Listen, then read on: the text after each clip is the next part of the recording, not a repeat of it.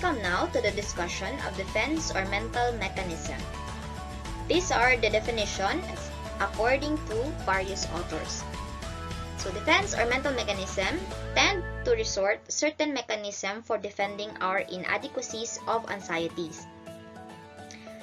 According to page 1976, when psychological equilibrium is threatened by severe emotional trauma, the mind resorts to a variety of protective subterfuges and debtors. While according to Carroll, 1967, it is a device assorted to in order to achieve an indirect satisfaction of a need so that tension will be reduced and self-respect maintained. While according to Arkoff, 1968, it is a certain pattern of behavior that are employed for protection against threat or anxiety. And according to Davison, 1978, defense or mental mechanism is a strategy unconsciously utilized that serves to protect the ego from anxiety. So let's now tackle about the nature of defense mechanism. The nature of defense mechanism is that they are devices in the form of a certain pattern of behavior.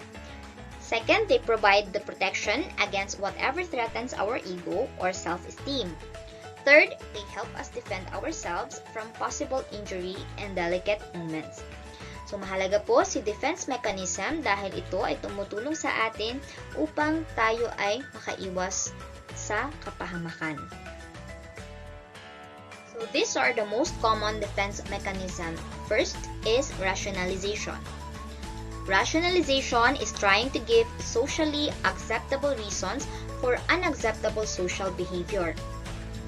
Rationalization is interpreting behavior in acceptable and reasonable way. Example, a student might blame a poor exam score on the instructor rather than his or her lack of preparation. The next example is someone who didn't get a promotion at work might say they didn't want the promotion anyways. So parang dinadahilan niya pa na ayaw niya naman nung promotion kaya okay lang na hindi siya ma-promote. The next common defense mechanism is projection. So projection is taking our own unacceptable qualities or feelings and ascribing them to other people. Projection works by allowing the expression of the desire or impulse, but in a way that the ego cannot recognize, therefore reducing anxiety. Example, if you have a strong dislike for someone, you might instead believe that he or she does not like you. The next common defense mechanism, the third one, is denial. Denial describes situations in which people seem unable to face reality or admit an obvious truth. Example, he's in denial. Denial functions to protect from things that the individual cannot cope with.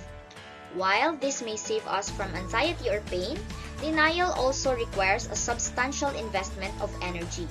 Because of this, other defenses are also used to keep this unacceptable feeling from consciousness.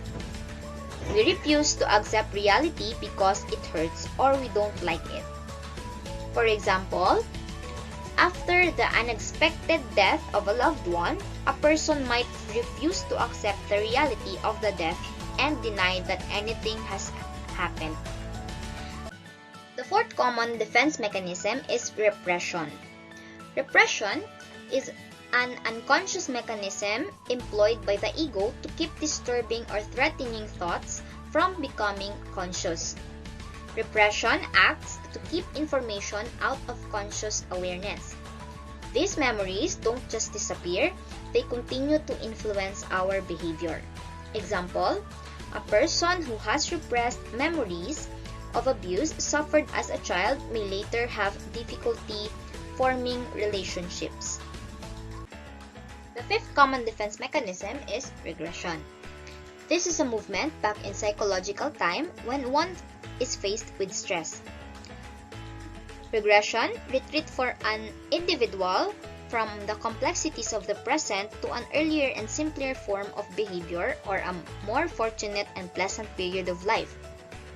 our fear to act like adults, and our wish to return to our childhood where everything was taken care of magically.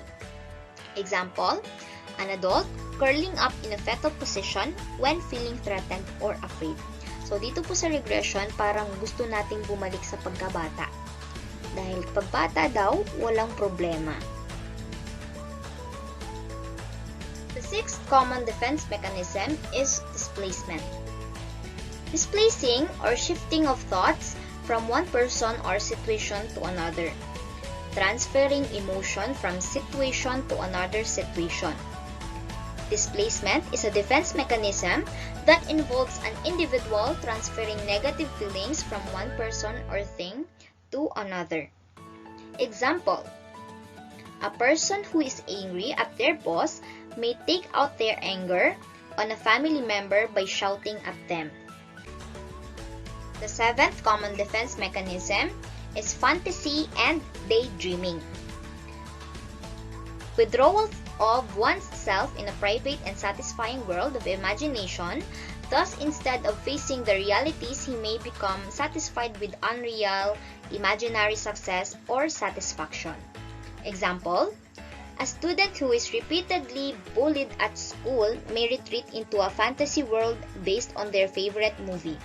They spend their time in this fantasy world and may begin to suffer social problems due to not spending time with friends, and their schoolwork may begin to suffer as well. The eighth common defense mechanism is sublimation. So sublimation is a sign of maturity that allows people to function normally in socially acceptable ways. When we transform our negative emotions or instincts mainly to acceptable behavior and positive action. Example, a person experiencing extreme anger might take up a kickboxing or boxing as a means of venting frustration. So the last common type of defense mechanism is intellectualization, is thinking about events in a cold, clinical way. It allows us to avoid thinking about stressful, emotional aspect of the situation and instead focus only the intellectual component. For example, a person who has just been diagnosed with a terminal illness might focus on learning everything about the disease in order to avoid distress and remain distant from the reality of the situation. So, before I end my report, I would like to share a quotation from Dorothy Thompson. She quoted that peace is not the absence of conflict, but the presence of creative alternatives for responding to conflict. Alternatives to passive or aggressive responses, alternative to violence. So, thank you so much and God bless.